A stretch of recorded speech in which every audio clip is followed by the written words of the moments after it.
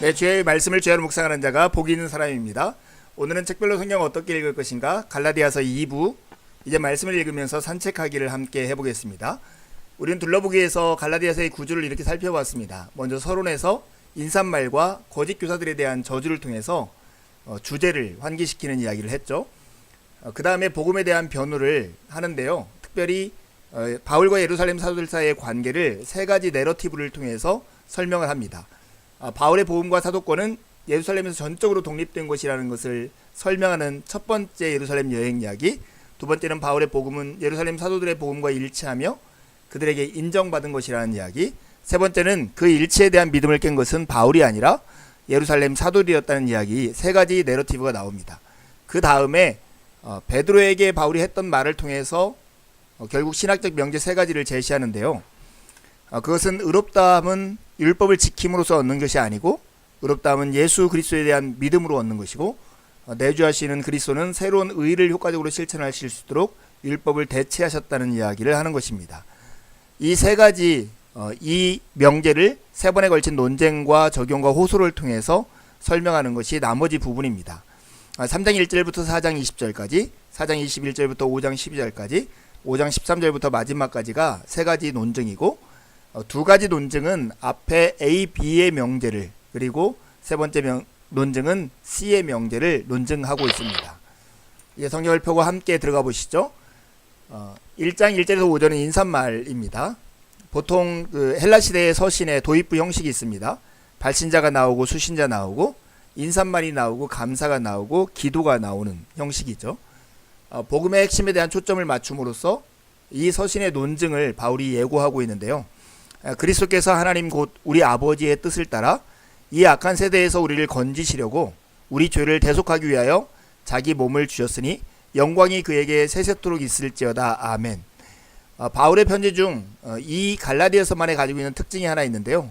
그것은 도입부에 감사와 기도가 포함되어 있지 않은 유일한 서신이라는 것입니다. 1장 6절에서 9절은 거짓 선지자들, 거짓 교사들에 대한 저주가 담겨져 있는데 이 저주를 통해서 지금 갈라디아 교회가 어떤 문제에 직면하고 있고 이 편지를 왜 쓰게 되었는가를 우리가 짐작할 수 있습니다. 선지자의 역할을 자처한 바울은 다른 복음으로 갈라디아의 이방인 신자들을 그리스도의 복음에서 벗어나게 만들고 있는 자들에게 그리고 그렇게 할 다른 자들에게 이중적인 저주를 선언하고 있는 것입니다. 다른 복음은 없나니 다만 어떤 이들이 너희를 교란하여 그리스도의 복음을 변하게 하려 함이다. 7절에 이렇게 말씀하고 있습니다. 1장 10절에서 2장 14절은 바울과 예루살렘 사도들과의 세 가지 이야기를 통해서 복음과 사도권을 변호하는 이야기를 하는데요. 바울은 자신의 사도권을 변호하면서 복음을 변호하기 시작합니다. 그의 사도권은 이방인들에게 복음을 전하라는 직접적인 위임이었습니다. 먼저는 명제를 진술하죠. 복음은 자기가 계시로 받은 것인 걸 명확히 한 다음에 첫 번째 예루살렘을 방문한 이야기를 합니다. 여기에서는 자기 회심 이야기, 이방인의 사도로 임명된 이야기가 나오고요. 첫 번째 예루살렘 방문을 통해서 자신이 받은 복음이 계시로 받은 것이라는 사실을 말을 합니다. 바울의 복음과 사도권은 예루살렘에서 전적으로 독립된 것이라는 것을 강조하는 이야기입니다. 두 번째 예루살렘 방문 이야기가 이어지는데요. 2장 1절에서 10절입니다. 그럼에도 바울의 복음이 독립되었음에도 불구하고 예루살렘 사도들의 복음과 일치하며 그들에게도 인정받은 것이라는 것을 이 이야기를 통해서 설명합니다. 세 번째는 안디옥 사건을 통해서 일치한 복음에 대한 믿음을 깬 것은 바울이 아니라 베드로로 대표되는 예루살렘 사도들이었다라고 설명을 합니다. 이 내러티브는 이 전반적인 이 갈라디아서를 이해할 수 있는 큰 틀이고 문제를 이해할 수 있는 배경이 됩니다. 2장 15절에서 21절에서 신학적 명제 세 가지가 제시되는데요. 바울은 안디옥에서 베드로를 책망한 것을 근거로 복음에 대해서 주장을 합니다. 첫 번째는 의롭다함은 율법을 지킴으로 얻는 것이 아니다 이렇게 얘기하고요. 두 번째는 의롭다함은 예수 그리스도에 대한 믿음으로 얻는다는 것을 주장하고 세 번째는 내주하시는 그리스도는 새로운 의를 효과적으로 실천하게 하신다는 주장을 합니다. 이렇게 논증과 적용과 호소를 통해서 설명해내고요. 특별히 의롭다함은 예수 그리스도에 대한 믿음으로 얻는다는 주장 안에서 예수님은 율법 준수의 효력, 그 요구를 완성하셨다는 주장을 합니다. 그리고 내주하시는 그리스도는 새로운 의를 효과적으로 실천하신다는 대목에서 성령의 내주를 통해 그리스도께서 율법이 못한 일을 해내는 그 이야기를 설명을 합니다. 내가 그리스도의 하나님의 은혜를 패하지 아니하노니 만일 의롭게 되는 것이 율법으로 말미암으면 그리스도께서 헛되이 죽으셨다라고 바울사도는 이 문제를 아주 중요하게 다루고 있습니다. 3장 1절에서 4장 20절은 그리스도와 율법과의 관계를 설명하면서 복음과 사도권을 변증하는 두 번째 테마인데요. 먼저 논증에서 율법주의에 대한 반대를 합니다. 우리의 의의가 율법과 무관하게 믿음에서 왔다는 걸 설명합니다. 먼저는 경험에 근거한 논증을 하는데요. 율법을 지킬 때 성령을 받았는가 아니면 말씀을 듣고 믿을 때 성령을 받았는가 하는 경험에 호소를 하면서 그 다음에 성경을 가지고 우리의 의의가 율법이 아니라 믿음으로부터 왔다는 것을 논증해냅니다. 그 다음에 신율주의에 반대해서 율법 안에서가 아니라 그리스도 안에서의 신자의 삶의 모습을 그리는데요. 율법의 목적과 기능은 어린아이가 장성할 때까지 안전한 울타리의 기능을 하는 것, 그것이 율법의 기능이라는 걸 설명합니다. 그리고 하나님의 구원의 목표가 당신의 자녀들의 자유에 있음을 강하게 강조하죠. 그런 다음에 논증한 내용을 독자들의 구체적인 상황에 적용합니다. 답해보라고 질문해요. 하나님께서 그들을 자기 자녀로 알고 계시는데 이미 하나님의 자녀인데 왜 다시 종노릇하는 상태로 돌아가려 하느냐 이렇게 질문합니다. 세 번째는 이 적용한 것을 개인적으로 호소합니다. 갈라디아 교인들이 이전에 바울에게 보였던 신의들, 눈까지 빼어줄 만큼 정을 나누었던 그것이 어디 있고 그리스도께 바친 헌신은 어디 있냐고 물으면서 그것들을 회복하라고 호소하는 것이죠. 여러분, 이 대목에서 그리스도와 율법 이 논증에서의 몇 가지 특징들이 있습니다. 이 특징의 첫 번째는 독자들의 성령 체험에 근거한 호소로 시작하고 끝냅니다. 3장 1절에서 5절도 마지막 4장 6절 7절도 그들이 어떻게 성령을 받게 되었는가를 묻는 그 내용을 가지고 호소를 하고 있습니다. 그리고 그 중간에 있는 나머지 부분은 성경에 근거한 논증인데요. 2장 15절에 21절에 나왔던 세 가지 명제 중에 첫 번째 두 가지 명제를 설명해냅니다. 거기에서 그리스도의 역할, 그리스도는 율법의 시대를 끝내시고 믿음의 시대를 열었다는 것이 강조되고 있습니다. 4장 21절에서 5장 12절은 또 한 번의 논증과 적용과 호소가 나타나는데요.